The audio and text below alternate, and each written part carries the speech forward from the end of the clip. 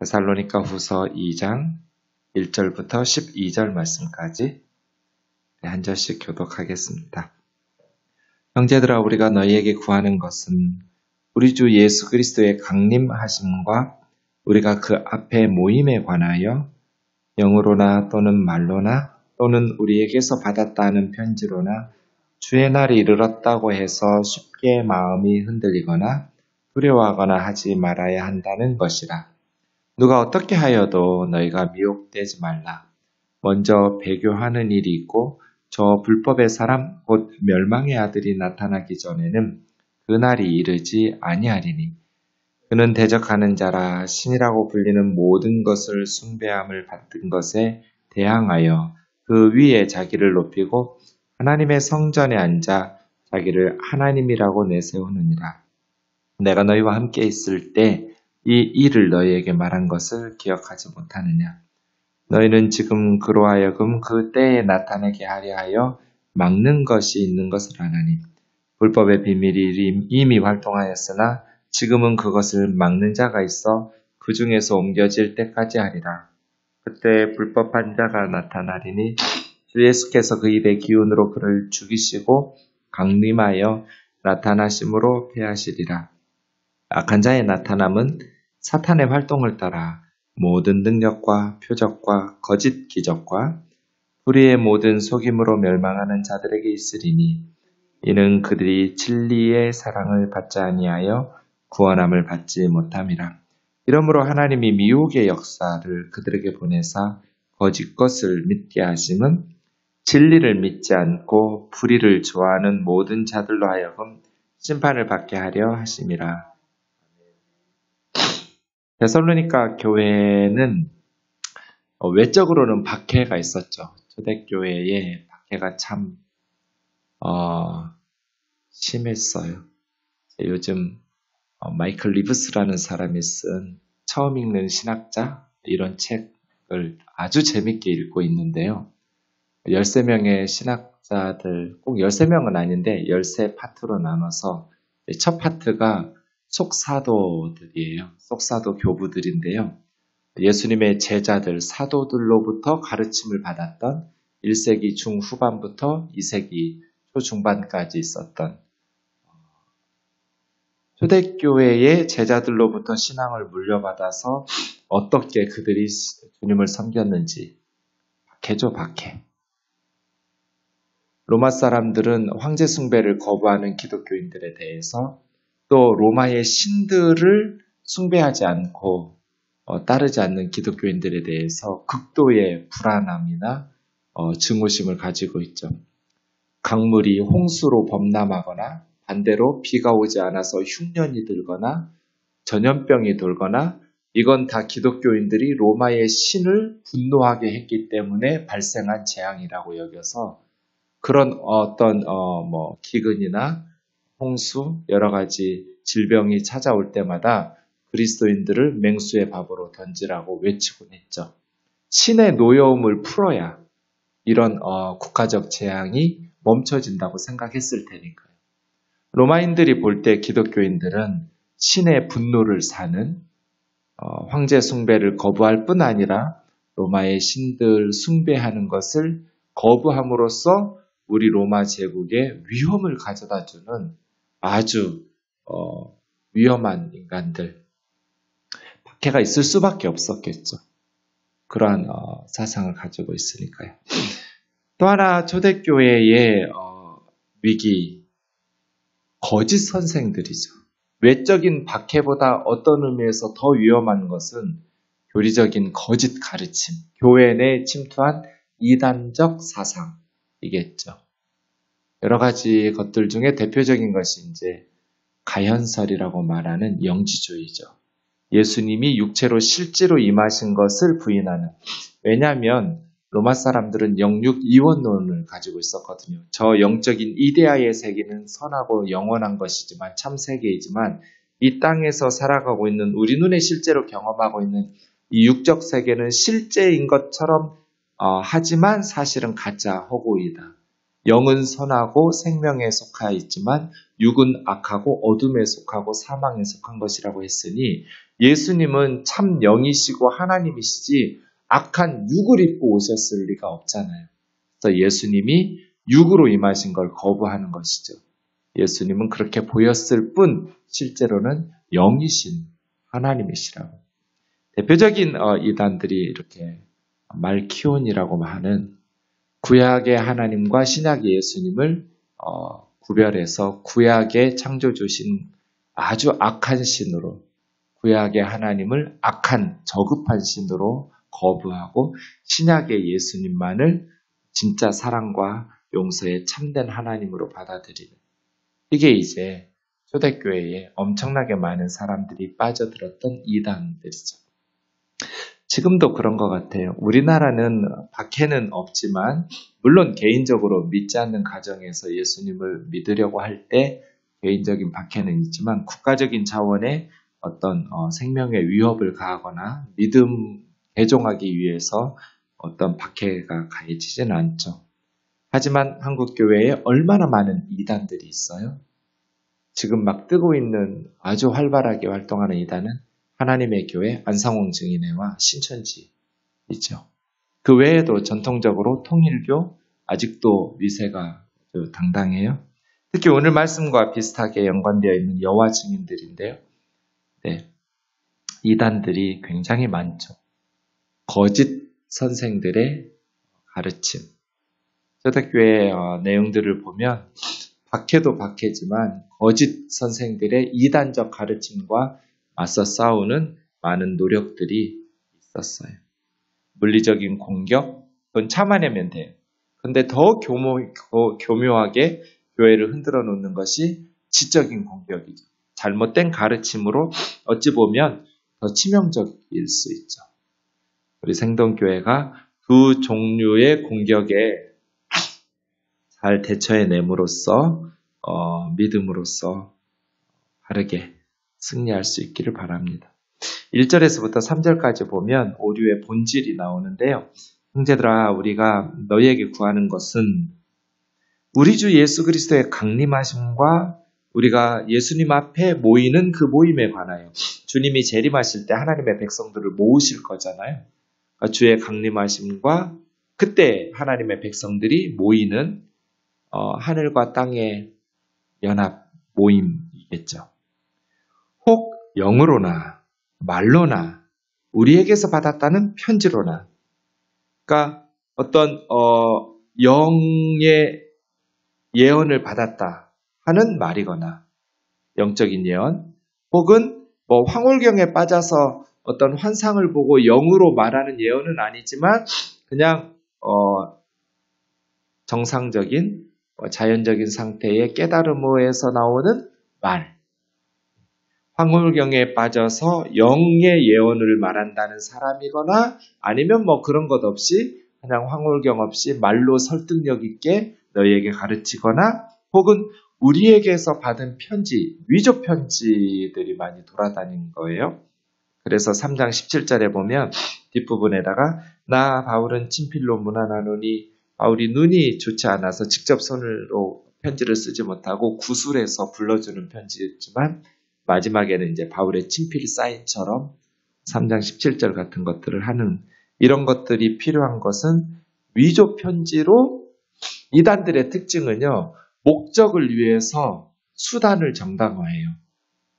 예전에 신천지나 얘들이 크리스마스 즈음에 12월에 지하철 버스 터미널 이런 데 다니면서 불우이웃 돕기 성금을 모금한 적이 있어요. 이거 세금도 내지 않는 현찰로 거둬들이는 거잖아요. 수많은 젊은이들, 대학생들이 거기에 빠졌던 한 형제하고 제가 인터뷰하면서 대학 다닐 때 들은 얘기거든요. 물었어요. 야, 이게 무슨 불우이웃 돕기냐? 우리가 사람들에게 돈 걷어가지고 교회에다가 갖다 내는 건데, 수많은 대학생들이 불우이웃 돕기 통을 들고 다니면서 모금했단 말이에요.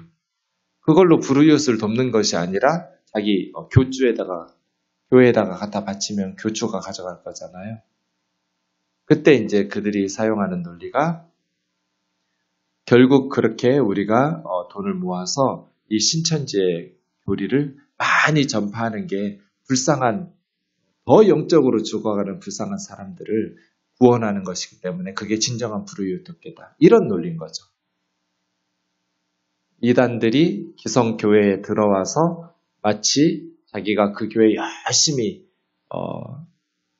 봉사하고 아주 열심히 있는 중직자들이 되어서 나중에는 이제 성도들을 빼어가고, 사라교에서도 그랬어요. 오카노 목사님 목회할 때 한 다락방이 통째로 이단으로 넘어가 버렸어요. 옥 목사님 굉장히 충격을 받고 설교하신 기억이 나는데요.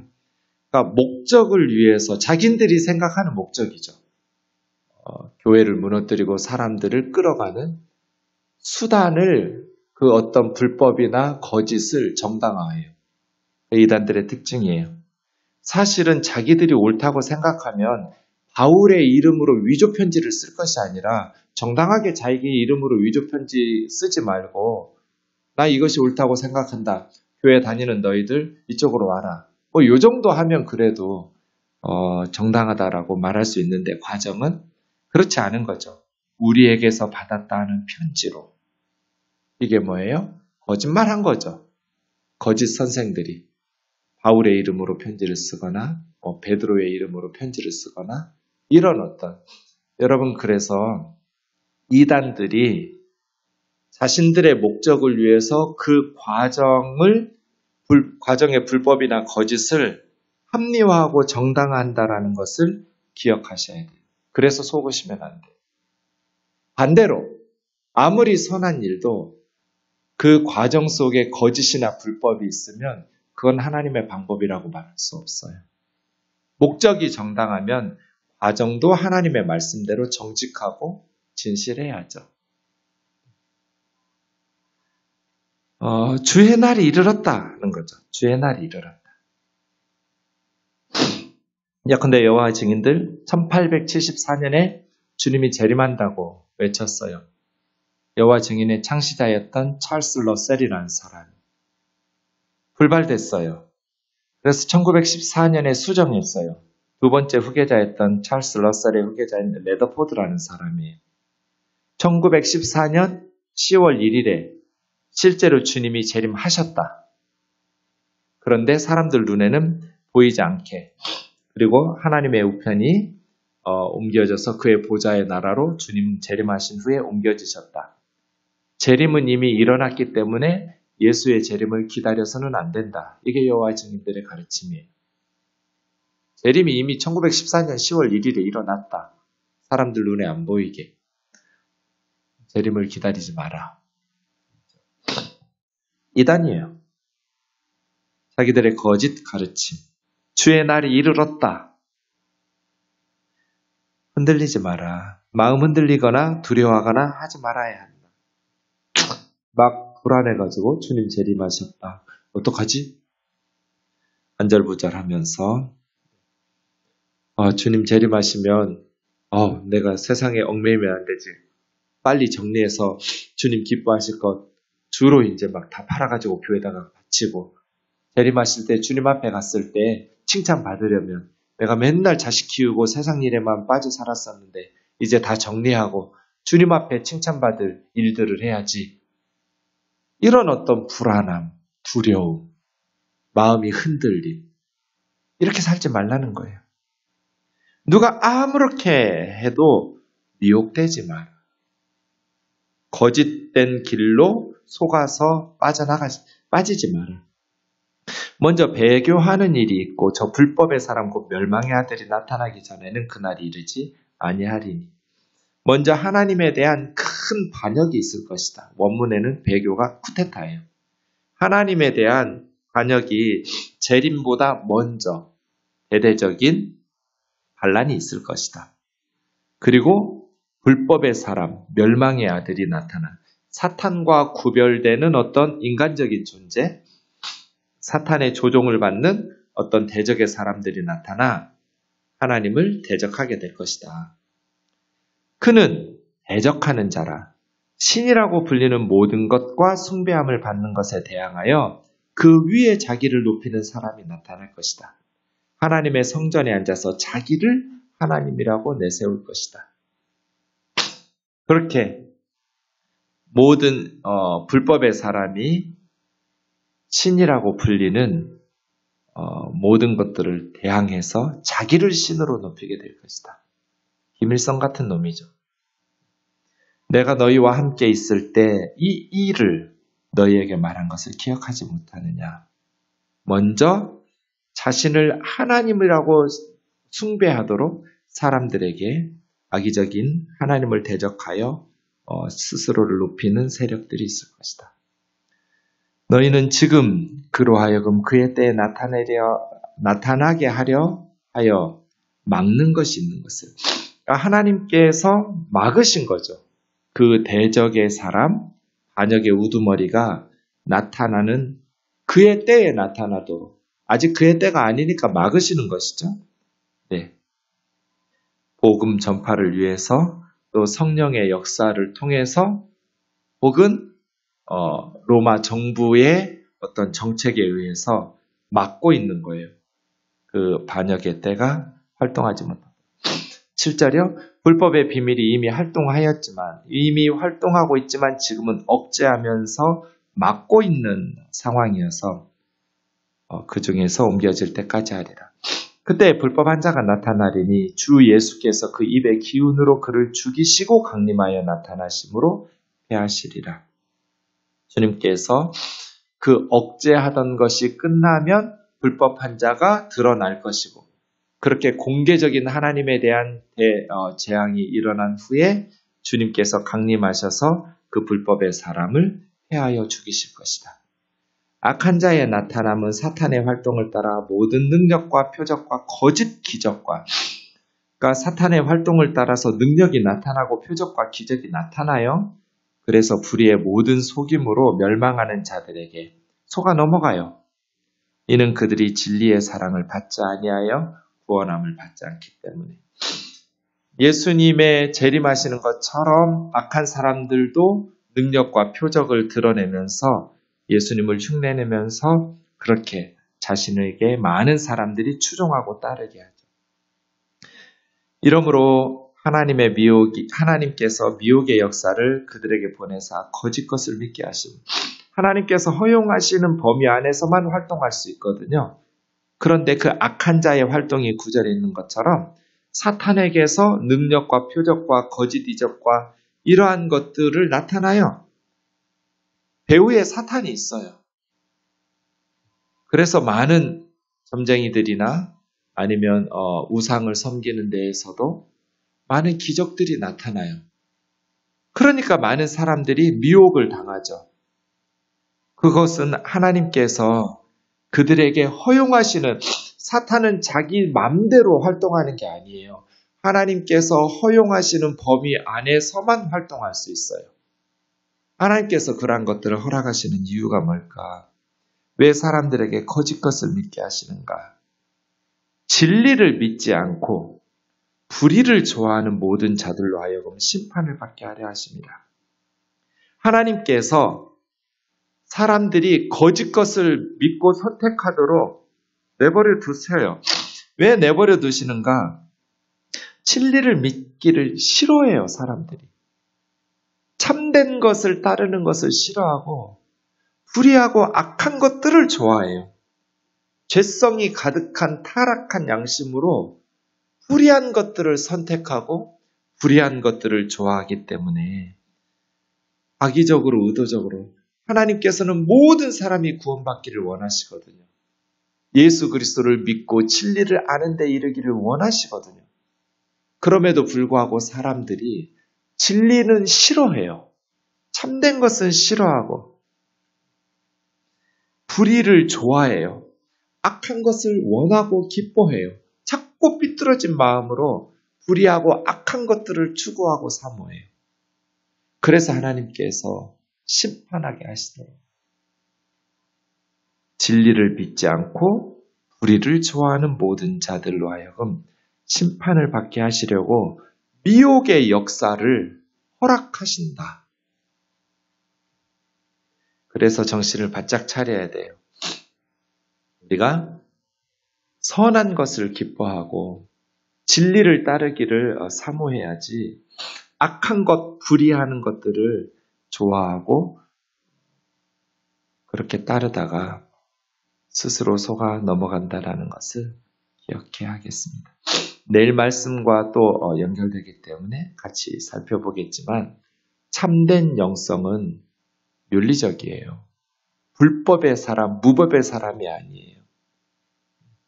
겸손하고 정직하고 온유하고 절제하고 선한 것을 기뻐하고 사랑하고 이러한 것이지 성적인 타락과 윤리적인 타락, 물질에 대한 권력에 대한 탐욕으로 이런 건 다 가짜예요. 우리나라의 모든 이단은 둘 중 하나에서 나왔어요. 통일교회 문선명, 신앙촌의 박태성 천부교. 거기 신도로 있다가 교주들이 돼요.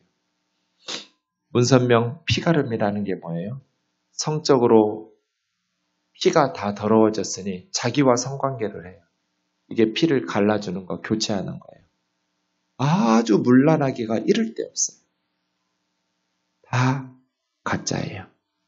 성경의 말씀, 율법 폐기론, 도덕 폐기론, 이런 불법과 무법, 이 모든 악한 것들은 다 성경에서 나온 진리가 아니라는 것을 기억해야 돼요. 진리를 따르지 않고 불의하고 무법하고 불법하고 더러운 것들을 추구하고 좋아하는 모든 자들이 하나님의 심판을 받게 될 것이다. 기억해야겠습니다. 기도하겠습니다. 사랑하는 하나님 아버지, 우리 시대에도 주기적으로 반복해서 시한부 종말론이 나오고 지금도 신천지를 비롯해서 인류의 종말이 곧 가까웠다고 말하면서 사람들을 두렵게 하고 마음을 흔들어 놓으면서 정상적인 이 땅에서의 신앙생활을 하지 못하도록 미혹하는 세력들이 너무나 많습니다. 우리가 항상 깨어서 주의 다시 오심을 준비해야 하지만 불안하거나 마음이 흔들림으로 두려움 속에서 주님께서 우리에게 주신 말씀에서 벗어나 거짓된 신앙에 미혹당하지 않도록 바른 성경 해석과 적용이 있도록 인도하여 주옵소서. 우리 오늘 하루도 오늘 주님이 오셔도 우리의 삶 부끄럽지 않도록 예수 그리스도의 십자가의 복음에 합당하게 살아가는 값진 하루하루 되게 하여 주시옵소서. 예수님의 거룩하신 이름으로 기도하옵나이다. 아멘.